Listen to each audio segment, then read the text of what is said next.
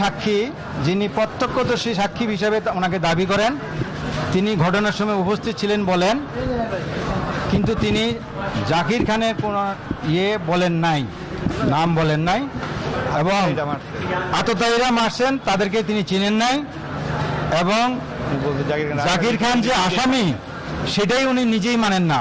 জাকির খান আসামি সেটাই সাক্ষী নিজেই বক্তব্য দিয়েছে যে আমি জাকির খানকে আসামি হিসেবেই মানি না।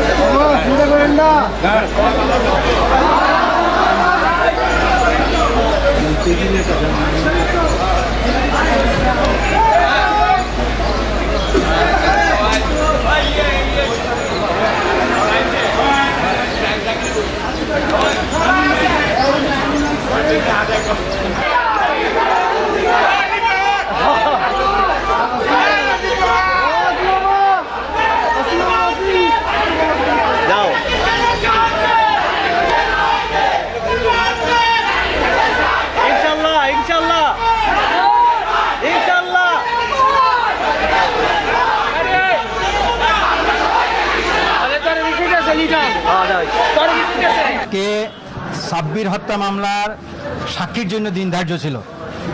একজন সাক্ষী যিনি প্রত্যক্ষদর্শী সাক্ষী হিসেবে ওনাকে দাবি করেন, তিনি ঘটনার সময় উপস্থিত ছিলেন বলেন, কিন্তু তিনি জাকির খানের কোনো বলেন নাই, নাম বলেন নাই, এবং আততায়ীরা মারছেন তাদেরকে তিনি চিনেন নাই, এবং জাকির খান যে আসামি সেটাই উনি নিজেই মানেন না। জাকির খান আসামি সেটাই সাক্ষী নিজেই বক্তব্য দিয়েছে যে আমি জাকির খানকে আসামি হিসাবেই মানি না। সুতরাং মামলার অবস্থা আপনারা বুঝতে পারছেন, এবং ভবিষ্যৎ যে ফলাফল হবে সেটা আদালতের উপরে নির্ভর করবে। আরও সাক্ষী আসবে, আমরা তাদেরকে পূর্ণ জেরা করব, তখন ফলাফল দেখবেন। এটা 6 নম্বর সাক্ষী ছিল, নাম হইল হাবিব উদ্দিন, এবং স্থানীয় সাক্ষী, স্থানীয় সে উপস্থিত ছিল ঘটনার সময়। জব্দ তালিকাও সাক্ষী ছিল, তার সামনে নাকি কিছু মালামাল গুলির খোসা জব্দ করা হয়েছে, কিন্তু সে সংখ্যা বলতে পারেনি। মোট সাক্ষীর সংখ্যা 52 জন, এর মধ্যে এই 6 নম্বর সাক্ষী গেল প্রত্যক্ষ সাক্ষী, জব্দ তালিকার প্রত্যক্ষ সাক্ষী। জাকির খানের বিরুদ্ধে কোনো অভিযোগ এখানে উত্থাপিত হয়নি, এবং জাকির খানের হচ্ছে সাক্ষী হিসাবে, আসামি হিসাবে মানে না। না, আজকে আমরা জামিন চাইনি, জামিন ঘটনাই জানেন।